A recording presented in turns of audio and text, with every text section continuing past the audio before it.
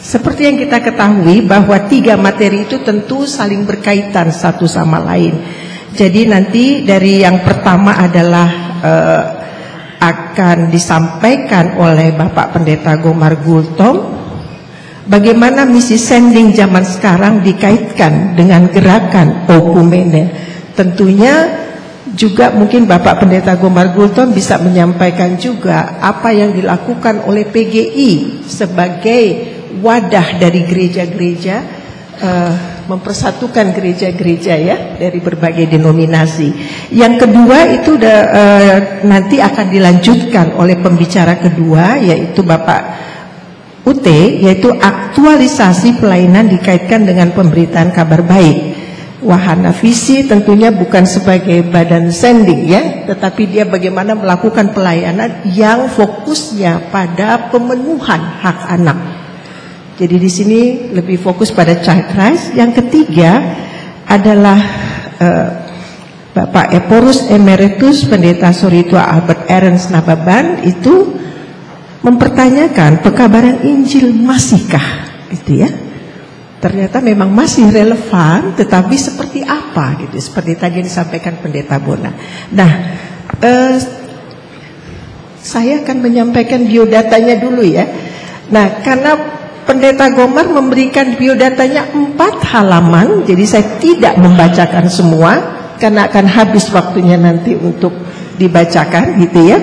Tetapi sedikit bahwa sekarang ini menjabat sebagai Ketua Umum PGI yang sebelumnya pada 2 periode itu Sekum PGI, bahwa terlibat di ranah nasional maupun internasional dalam konteks gereja dan juga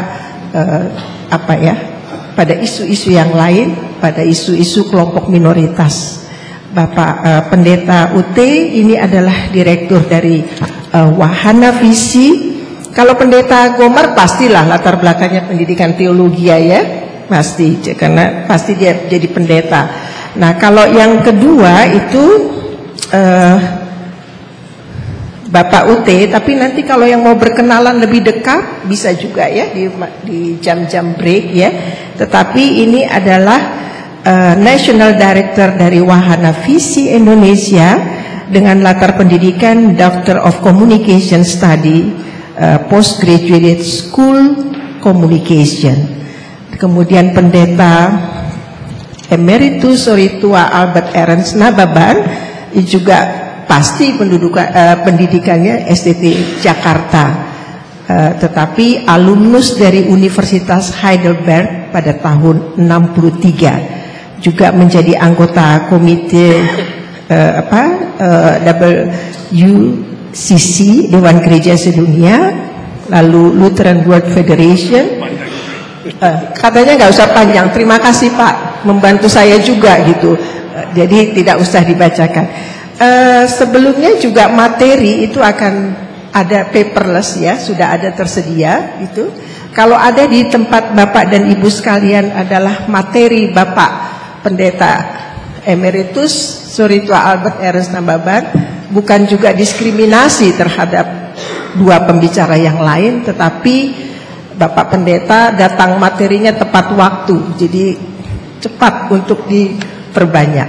Oke, kalau gitu kami persilahkan untuk Bapak Pendeta Gomar Gultom memaparkan materinya tentang misi sending zaman sekarang yang dikaitkan dengan gerakan okumene dan strategi penginjilan di tengah keberagaman dan intoleransi.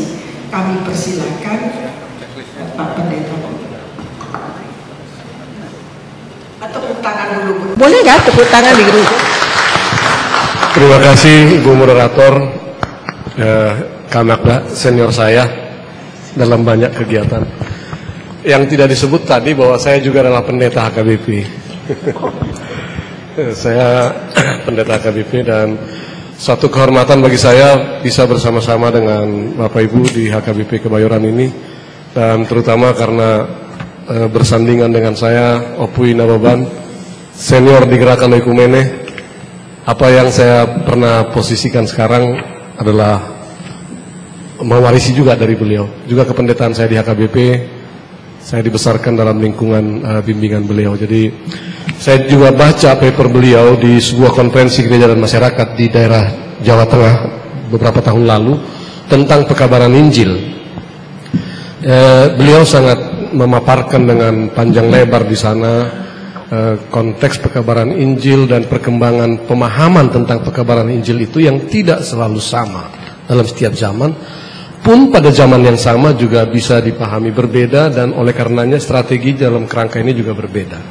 Nah, saya berharap itu juga bisa, kalau boleh nanti juga disampaikan oleh beliau, karena saya tidak akan memasuki situ, tetapi lebih banyak dalam konteks kemajemukan kita sekarang. Saya siapkan PowerPoint dari kemarin dan sudah saya kirim, tapi kalau boleh ditayangkan yang terbaru. Ini cukup panjang, tapi saya tidak akan membaca semua. Saya tidak akan presentasikan semua. Dan pergumulan saya yang paling besar dari percakapan saya dengan staf saya di PGI ketika dihubungi oleh panitia adalah perlukah diperbanyak papernya gitu. Itu pergumulan saya yang paling keras, dan selalu saya katakan tolong sampaikan kepada panitia nggak usah diperbanyak. Kita ini sekarang sedang kampanye paperless. Dan gerakan paperless itu saya pahami juga sebagai bagian dari pekabaran Injil. Karena beritakanlah Injil kepada seluruh makhluk, termasuk juga alam semesta.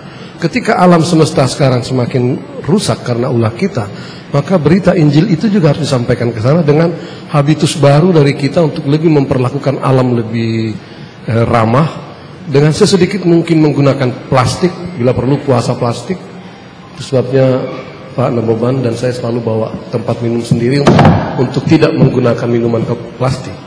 Demikian juga presentasi-presentasi kita, lebih baik soft copy-nya nanti dibagikan. Kalau Anda tidak bawa flash disk, bisa kasih alamat email atau WhatsApp-nya, nanti saya kirim dalam bentuk soft copy ke email atau ke WhatsApp Bapak Ibu sekalian. Itu bagian dari pekabaran Injil juga yang kini sedang kita kembangkan dalam gerakan oikumene. Sidang MPL PGI yang baru lalu di Lombok bulan awal Februari kemarin, kami juga sudah melakukan persidangan yang paperless. Jadi tidak ada satu dokumen pun yang diperbanyak, tetapi semuanya dibuka dengan website. Setiap peserta terbuka untuk ikut dalam, bahkan peserta yang tidak hadir pun pada akhirnya bisa mengikuti persidangan lewat mekanisme digital itu. Nah, next, boleh slide-nya. Rupanya ini masih yang kemarin. Bolehkah yang tadi saya kasih flash disk-nya? Oke, kalau ya. Sudah saya kasih tadi. Oke, kalau gitu nggak apa-apa, supaya cepat ini aja.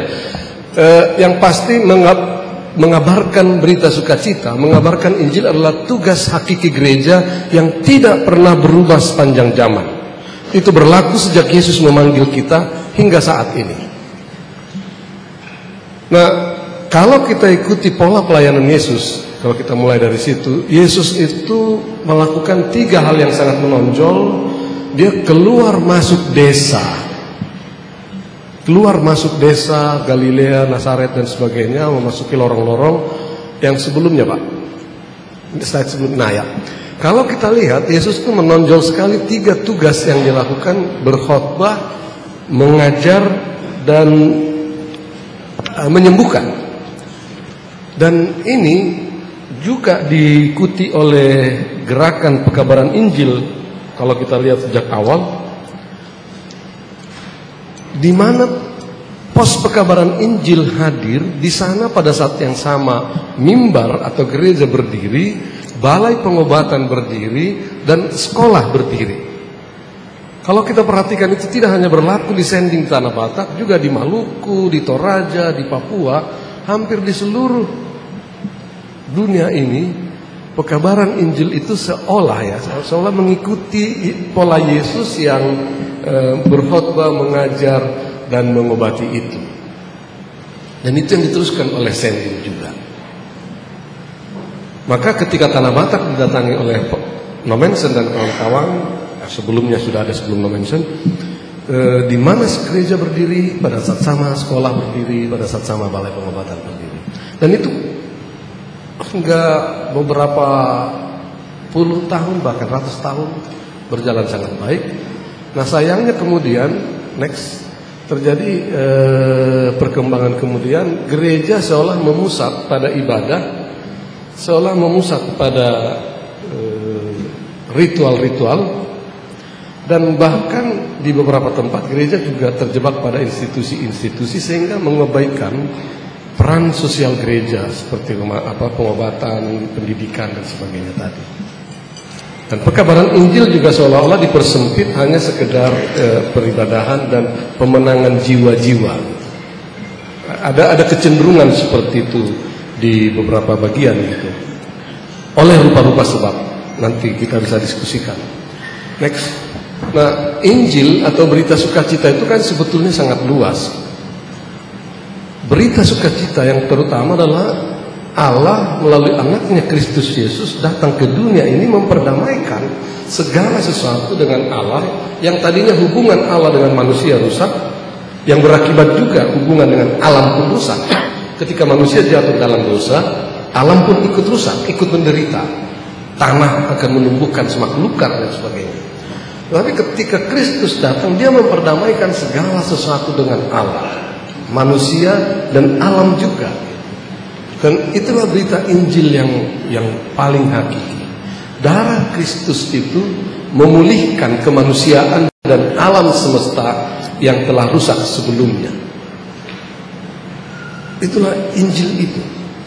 Dan oleh karenanya mestinya masuk dalam pekabaran Injil adalah masuk dalam misi bersama meneguhkan kehidupan yang bermartabat sesuai dengan Yohanes 10. Yohanes 10 katakan, aku datang supaya mereka memiliki hidup dan memilikinya dalam segala kelimpahan. Jadi hidup yang bukan hidup terlunta-lunta, bukan hidup yang kemanusiaannya terkoyak-koyak, tetapi kemanusiaan yang utuh dan berkelimpahan. Itulah yang Yesus katakan dalam Lukas 4 ayat 18-20. Next, dengan mengutip kitab Yesaya, Roh Tuhan ada padaku, oleh sebab ia telah mengurapi aku untuk menyampaikan kabar baik, memberitakan Injil kepada orang-orang miskin, pembebasan kepada orang-orang tawanan, dan penglihatan bagi orang-orang buta, untuk membebaskan orang-orang tertindas, dan untuk memberitakan tahun rahmat Tuhan telah datang. Itu misi utama kehadiran Yesus. Dan oleh karenanya mestinya sekarang ini di mana gereja hadir, mestinya di sana hadir daya penebusan Kristus yang menebus itu. Sebab di mana gereja hadir, di situ harus hadir daya penebusan Kristus yang memulihkan kemanusiaan itu. Sehingga yang lama menjadi diperbarui, yang buruk menjadi baik, yang tidak adil menjadi adil, yang bengkok diluruskan, kebencian diganti kasih sayang dan sebagainya. Dalam konteks inilah sidang raya DGI tahun 71 di Pematang Siantar, saya kutip utuh dan kalau boleh saya baca lengkap. Gereja disuruh ke dalam dunia untuk memberitakan Injil Yesus Kristus. Injil adalah berita kesukaan mengenai pertobatan dan pembaharuan yang tersedia bagi manusia, serta kebebasan, keadilan, kebenaran dan kesejahteraan yang dikehendaki Tuhan untuk dunia. Dan oleh karena itu, kata sidang raya itu tahun 71, kita terpanggil untuk turut serta bertanggung jawab dalam usaha membebaskan manusia dari penderitaannya yang disebabkan oleh keterbelakangan, kemiskinan, penyakit, ketakutan, dan ketidakpastian hukum. Kita terpanggil untuk turut serta sepenuhnya mengusahakan keadilan dalam segala lapangan hidup, keadilan di bidang ekonomi dan politik, keadilan antar manusia dan antar golongan, keadilan dalam susunan masyarakat, dan keadilan internasional. Kita terpanggil untuk turut berjuang melenyapkan kepalsuan, kemunafikan, korupsi, dan ketidakjujuran. Kita terpanggil untuk bekerja meningkatkan kesejahteraan semua manusia, jasmani dan rohani. Itu pemahaman dalam gerakan ekumene di Indonesia tentang pekabaran Injil itu. Oleh karenanya, saya menyimpulkan, pekabaran Injil dan keterlibatan sosial itu adalah sebuah keharusan. Injil harus mendesak seluruh aspek kehidupan. Oleh sebabnya keterlibatan sosial, ekonomi, dan politik merupakan bagian dari pewartaan gereja. Dan tidak ada evangelisasi tanpa keterlibatan sosial. Dan kita harus berani juga mengatakan tidak ada pewartaan iman tanpa perjuangan keadilan. Dan itu yang selama ini digumuli dalam gerakan Ecumene, baik di Dewan Gereja Sedunia, di Dewan Gereja-Gereja se-Asia, maupun di tengah gereja-gereja di Indonesia melalui Persekutuan Gereja-Gereja di Indonesia. Nah, bagaimanakah ini semua konteks pemahaman seperti itu diperhadapkan dengan realita masyarakat Indonesia yang majemuk, realita masyarakat Asia yang juga majemuk. Next, kita masuk bagian itu. Masyarakat Indonesia sejak dulu adalah masyarakat majemuk, bahkan sebelum kekristenan masuk ke Indonesia. Sebelum Injil datang ke Indonesia, kerajaan-kerajaan Sriwijaya, Majapahit itu adalah kerajaan-kerajaan yang dibangun atas dasar Hindu dan Buddhism. Kemudian Wali Songo datang, juga agama baru ini Islam juga diterima sebagai bagian dari kerajaan-kerajaan kemudian hari. Jadi Islam, Buddha, Hindu itu hidup bersama di tengah-tengah kerajaan-kerajaan kuno di Indonesia. Kemudian kekristenan datang juga di beberapa tempat disambut, tetapi hidup juga bersama agama-agama lokal gitu. Yang saya mau katakan dengan itu, perbedaan agama tidak mungkin dihilangkan dalam konteks masyarakat Indonesia, dan masing-masing memeluk agamanya gitu. Kita tahu bersama Indonesia sangat mewarisi itu. Walau 20 atau 15 tahun terakhir ini kita bisa menyaksikan pergeseran-pergeseran dalam konteks masyarakat yang majemuk ini. Tetapi sesungguhnya harus kita katakan Indonesia memiliki kerukunan yang sangat eksistensial yang lahir dari pengalaman hidup, bukan karena peraturan-peraturan yang dibuat oleh pemerintah. Masyarakat Indonesia rukun di tengah kemajemukan itu. Dia ada dari bagaimana Pak? Oh, maaf. Sehingga bisa dikatakan toleransi dan kerukunan itu adalah DNA-nya masyarakat Indonesia, dan itu diakui oleh berbagai negara di dunia ini. Tapi sangat disayangkan seperti saya katakan tadi, kondisi ini sedang bergeser 15-20 tahun terakhir. Nanti bisa kita diskusikan kenapa pergeseran itu terjadi. Tetapi yang pasti Indonesia menganut kebebasan di tengah kemajemukan itu, kebebasan untuk menyebarkan Injil, kebebasan untuk melaksanakan misi dari setiap agama yang ada, walaupun bukan tidak ada masalah. Sejak tahun 67 misalnya pernah ada musyawarah antar agama tahun 67, dan ada dua kekuatan menonjol ketika dalam musyawarah itu. Yang pertama, adanya keinginan untuk melarang penyebaran agama terhadap umat agama yang sudah beragama lain. Dan agama yang dimaksud adalah agama Kristen, Hindu, Buddha, Islam. Kristen itu dua, Protestan dan Katolik gitu. Sehingga penyebaran agama seolah hanya diperbolehkan kepada agama penganut agama-agama lokal gitu. Itu satu. Tetapi ada juga pendekatan kedua yang mengatakan tidak boleh diadakan pelarangan. Itu hakikat dari agama adalah menyebarkan ajaran agamanya. Tetapi memang walaupun diperbolehkan semua, harus tetap dijamin agar cara-cara penyebaran dilakukan sebegitu rupa sehingga tidak menimbulkan sengketa atau ketegangan. Jadi ada di antara dua itu. Nah, ketika itu DGI waktu itu masih namanya tahun 67 mengatakan gereja-gereja di Indonesia mengacu pada pemahaman bahwa agama Kristen sama seperti agama Islam dan yang lain-lain mempunyai dimensi misioner dan dakwah, dan itu nggak bisa dibatasi gitu. Nah, itu di Indonesia sudah mulai tahun 67 antar agama, dialog antar agama. Sementara di dunia dalam perspektif mondial baru terjadi tahun 72. Bayangkan Indonesia jauh lebih awal gitu. Tahun 72 di Baumana di Libanon, dari Indonesia ada yang hadir Muhammad Rasidi dan Latuh Hamalo. Dikatakan di sana Kedua agama menghargai kebebasan agama untuk menyelenggarakan penyebaran agamanya, tetapi apa yang disebut dengan proselitisme atau islamisasi atau kristenisasi itu harus dihindari. Nah, ini sini kadang-kadang memang sulit membedakan pekabaran Injil yang holistik itu dengan apa yang disebut dengan kristenisasi atau islamisasi. 4 tahun kemudian berlangsung juga pertemuan yang kurang lebih sama di Jeneva, di Swiss, yang dihadiri dari Indonesia waktu itu oleh Mufti Ali, Menteri Agama ketika itu, bersama Dr. Ihromi.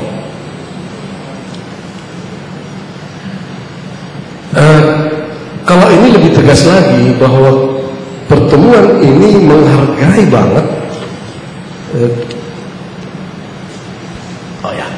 kedua pertemuan ini yang kedua ini menghargai banget misi itu dan kebebasan untuk meyakinkan orang lain dan untuk diyakinkan akan agama masing-masing. Jadi bebas untuk meyakinkan dan bebas juga untuk diyakinkan. Jadi sangat menghargai misi ataupun dakwah itu. Nah, kedua konferensi itu yang tahun 72 maupun 76 next menegaskan baik Islam maupun Kristen memiliki dimensi dakwah, dan masalah yang dihadapi adalah bagaimana agar pelaksanaannya dapat menghindari cara-cara yang tidak wajar yang disebut sebagai proselitisme tadi atau kristenisasi atau islamisasi. Kedua konferensi ini sangat mempengaruhi berbagai percakapan dan berbagai perjumpaan ekumenis terkait kebebasan beragama di Indonesia. 2 tahun yang lalu atau tepat 3 tahun yang lalu berlangsung musyawarah besar tokoh-tokoh agama di Indonesia. Perdebatan yang kurang lebih sama terjadi juga. Ada 400-an tokoh-tokoh agama, Islam, Kristen, Buddha, Hindu, Katolik, Konghucu hadir dalam pertemuan itu di Hotel Syahid Jaya di Jakarta. Perdebatannya sangat keras, kembali mengemuka seperti kedua konferensi di tingkat mondial itu. Tapi pada akhirnya dirumuskan, kira-kira rumusannya persisnya saya kurang lebih isinya begini. Musyawarah besar tokoh-tokoh agama ini meyakini bahwa kebebasan untuk memberitakan ajaran agama, misi maupun dakwah haruslah dihargai, tetapi penghargaan kepada kebebasan dan kebebasan mendakwah ini hendaknya tidak merusak kerukunan yang ada. Tetapi kerukunan yang ada juga tidak boleh membatasi penyebaran agama. Jadi kedua ketegangan itu di antara kebebasan menyebarkan agama di satu sisi, tetapi di sisi lain kerukunan beragama tetap dijaga. Jadi kerukunan tidak boleh membatasi kebebasan beragama, tetapi kebebasan beragama ini hendaknya tidak merusak kerukunan. Itu rumusan yang dibuka ketika itu. Nah, dalam konteks ini sangat baik kalau kita baca sebuah dokumen yang berjudul Kesaksian Kristiani dalam Kemajemukan Agama yang dikeluarkan oleh Dewan Gereja Sedunia bersama-sama dengan Pontifical Council for Interreligious Dialogue dari Vatikan, bersama-sama dengan World Evangelical Alliance atau kelompok atau Dewan Evangelical Sedunia. Jadi Dewan Evangelical Sedunia, Vatikan dan Dewan Gereja-Gereja Sedunia bersama-sama merumuskannya. Pak Nababan ikut sebagai perumus dokumen itu, ikut terlibat dalam merumuskan dokumen ini. Dokumen ini juga mengarahkan kurang lebih sama dengan rumusan musyawarah besar tokoh agama yang saya sebutkan tadi. Saya sebetulnya minta dari staf juga untuk kirim ke panitia dokumen ini dalam bentuk soft copy. Kalau Pak Nababan selalu bilang fotokopi supaya dibagikan begitu. Saya tidak fotokopi, tapi saya kirimkan soft copy. Bagi Bapak Ibu yang berminat juga minta. Nah, dokumen itu juga terdapat dalam buku ini. Buku ini judulnya Memberitakan Injil di Tengah Masyarakat Majemuk, yang isinya terdiri dari 3 dokumen. Pertama, dokumen yang disusun oleh Dewan Gereja Sedunia tentang To Work Together Life. Yang kedua disusun oleh World Evangelical Alliance dari Lausanne Movement, judulnya Cape Town Commitment. Dan yang ketiga dokumen yang saya sebutkan tadi, Kesaksian Kristiani dalam Masyarakat Majemuk. Buku ini dijual di BPK Gunung Mulia. Bagi Anda yang berminat, saya ada bawa cukup banyak, harganya 80.000. Saya sebetulnya agak enggan bertindak sebagai pedagang, tapi demi isinya yang ada di dalam, bagi Bapak Ibu yang berminat nanti bisa menghubungi. Jadi saya tidak uraikan tentang isinya, tapi naskahnya terlampir, nanti soft copy-nya dikirim. Saya kira sementara itu dulu yang bisa saya sampaikan dalam konteks kita. Ada banyak detail sebetulnya di di paper ini, di soft copy-nya juga detailnya cukup banyak, tapi nanti bisa dalam diskusi kita lakukan. Terima kasih, mudah-mudahan belum lewat 30 menit. Terima kasih Ibu.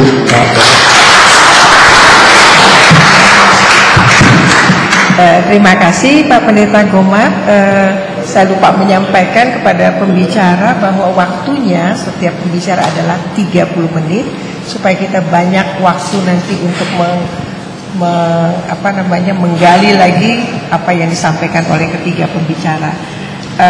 Sedikit saja bahwa Pendeta Gomar sudah menyampaikan bahwa penginjilan adalah satu keharusan. Dan pewartaan iman tanpa harus memperjuangkan keadilan. Lalu bagaimana dikaitkan dengan masyarakat Indonesia yang majemuk? Lalu tadi juga disampaikan beberapa dokumen, saya tidak tahu apakah tersosialisasi di seluruh gereja. Tapi mungkin nanti dari floor bisa juga menanyakan, karena ini kehadiran PGI sebagai institusi, apa yang sudah dilakukan oleh PGI. Mungkin di tataran tokoh agama tidak ada permasalahan, tetapi kalau di grassroots itu kan dipolitisasi, intoleransi, radikalisme dan sebagainya seperti yang kita rasakan saat ini. Kita beranjak kepada pembicara kedua, yaitu Bapak Dose Bate Sinai, panggilan akrabnya Pak Ute, akan menyampaikan tentang aktualisasi pelayanan dikaitkan dengan pemberitaan kabar baik. Seperti yang saya sampaikan, fokusnya pada pemenuhan hak anak, baik di ranah urban maupun di rural area. Kita akan mendengarkan paparan dari Pak Ute. Silakan.